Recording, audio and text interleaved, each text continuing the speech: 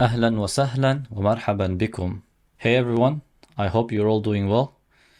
In this video, I will be reading as well as helping you understand a short article about the benefits of sleep. This article will help us in understanding some commonly used vocabulary and expressions. I really believe that the more we read, the better we will become in grasping the meanings of words and sentence structures. Okay, let's begin. So the title of this article is خمس نصائح لنوم مريح. So let's go word by word here. خمس is 5. نصائح is advices or tips. And this is the plural of nasiha. So nasiha means one advice or an advice. نصائح is the plural, meaning advices or tips. لنوم مريح. So li here refers to for, naum is sleep, and murih is comfortable. So the title means 5 tips or advices for a comfortable sleep. يعد. So يعد comes from the verb عد يعد, which means to consider. So here we have يعد, which is the what we call the passive form in grammar, and this means to be considered. So what is considered? النوم المريح. So comfortable sleep is considered. Comfortable sleep is considered. What is it considered? Min, which usually means from, but it can have many other meanings. Rakaiz is pillars or foundations. This is the plural form. The singular form is rakiza. So rakiza or rakaiz means pillars in this context. Uslub al-haya. Uslub al-haya. Uslub means method or style. Al-haya means life. Together, uslub al-haya means lifestyle. And this is very common. You will come across this when you read Arabic books or when you listen to Arabic. So uslub al-haya means lifestyle. And then not only lifestyle, but healthy lifestyle, right? So we are adding a description to this lifestyle. So healthy lifestyle. Okay, so let's put everything together. Comfortable sleep is considered to be, or is considered one of the pillars of a healthy lifestyle. Okay, so comfortable sleep is considered to be one of the pillars or a strong foundation or a strong base of a healthy lifestyle. شأنه. So here we have two words. We have شأن, which means it can have many meanings, but let's say one of its meanings is a thing, or شأن can also mean something that concerns someone, but it makes more sense in the context of the overall sentence. شأنه في ذلك. So who here is a pronoun, means it or he. Okay, so let's break down the word before we understand the whole sentence.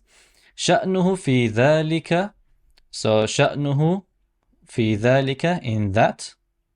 شأن, again, شأن is like an issue or a matter or a situation. And then we have التغذية. التغذية refers to the diet or nutrition that we take in, and as-salima refers to a proper nutrition. So salim usually refers to something that's good, that's wholesome, that's proper. So here we have a taghdiya, and that is qualified by salima. Not just any diet, but it has to be a proper diet. Wal muwadhaba. Muwadhaba means being persistent or being regular with something. So what are we being regular with? What are we being persistent with? Wal muwadhaba ala riyada. So you will see this word muwadhaba used a lot with ala, meaning with, right? So being regular with exercise, or having regular exercise, or performing regular exercise. Perhaps a little bit vague and not clear is this expression here, شأنه في ذلك شأن. Okay, so if I try to make you understand this word by word, it may not make sense. But it's always good to know the meanings of words individually before we look at overall what it means. These words here are part of an expression. So here we have شأنه في ذلك شأن. This means something is as important as another thing. Something is as significant as another thing. All right, so that's the meaning that is conveyed when we use شأنه في ذلك شأن. So in this context, what is it talking about? Well, it's saying that comfortable sleep is considered one of the pillars of a healthy lifestyle. It is as significant as proper nutrition and regular exercise. So comfortable sleep is as important as or as significant as proper nutrition or healthy nutrition and regular exercise. Okay, so I hope that was clear. شأنه في ذلك شأن basically gives the meaning of as important as or as significant as. تمام, جيد. Let's go to the next line. ويمكن, يمكن here comes from the verb أمكن يمكن, which means something is possible. التمتع بنوم مريح. التمتع means enjoying. بنوم مريح is comfortable sleep. So it is possible to enjoy comfortable sleep. That's what it's trying to say, right? That enjoying comfortable sleep or having a comfortable sleep or experiencing a comfortable sleep is possible. How? من خلال, through. Very common again, من خلال. من خلال basically means through something. So through what in this case? من خلال اتباع. اتباع means to follow. And this comes from the verb اتبع يتبع, which means to follow. And then اتباع is the act of following. So comfortable sleep is possible to be enjoyed through following what? تدابير.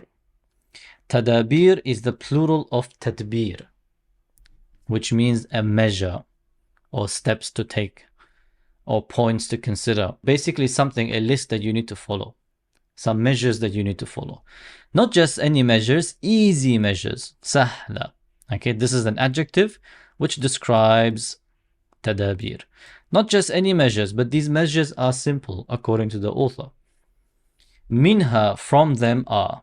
الأول, the first one. التهوية الجيدة. التهوية means ventilation. So air circulation in the room. But not just any ventilation or air circulation. It needs to be good.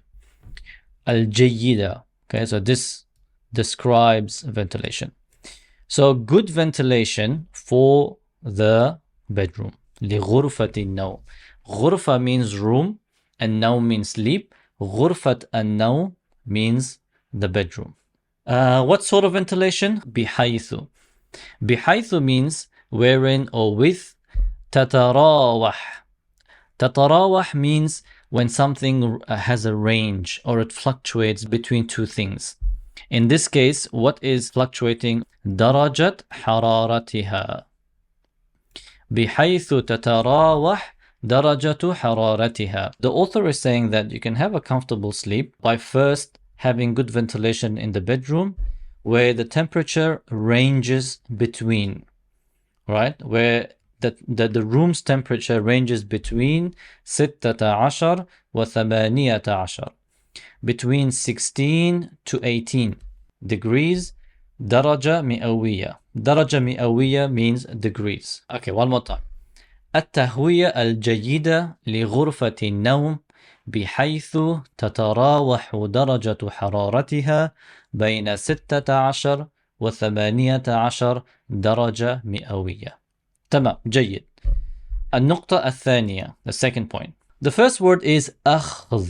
أخذ means to take. أخذ قسط. قسط means a portion. من الراحة, taking a portion of rest. قبل means before, and النوم is sleep. So قبل النوم is before sleep. Basically, the author is saying taking a portion of rest before sleep. In other words, resting before sleep. Not only that, but تفادي الأعمال المنزلية. تفادي means to avoid, to stay away. تفادي الأعمال المنزلية, avoiding household chores before sleep. قبيل النوم. قبيل النوم. So very quickly, the difference. What is the difference between قبل and قبيل. قبل means before, but it means a time frame where you don't really know if it's before an hour or 2 hours or 5 hours, right? So the range of time is possibly could be longer. When someone says take rest before sleep, some people like to take rest an hour before sleep or 2 hours before sleep. It varies. So qabla is generic in that sense. Qubayl, on the other hand, means immediately before sleep. Qubayl has a much shorter range. Perhaps we can say 30 minutes before sleep, right? Or maybe an hour max. So it has a much more shorter span. This is a pattern in Arabic. The pattern is fu'ail. So this pattern usually refers to something that is small or something when it comes to time, it refers to something that's very close, like qubayla, which means right before. So avoid doing household chores right before sleep. قبيل النوم. جيد. النقطة الثالثة. تجنب means to avoid once again, very similar to تفادي. تجنب استخدام. استخدام means using. الأجهزة means devices. الإلكترونية means electronic. So تجنب استخدام الأجهزة الإلكترونية. Avoiding the use of electronic devices. النقطة الرابعة, fourth point. Here we have the word عشاء. عشاء خفيف.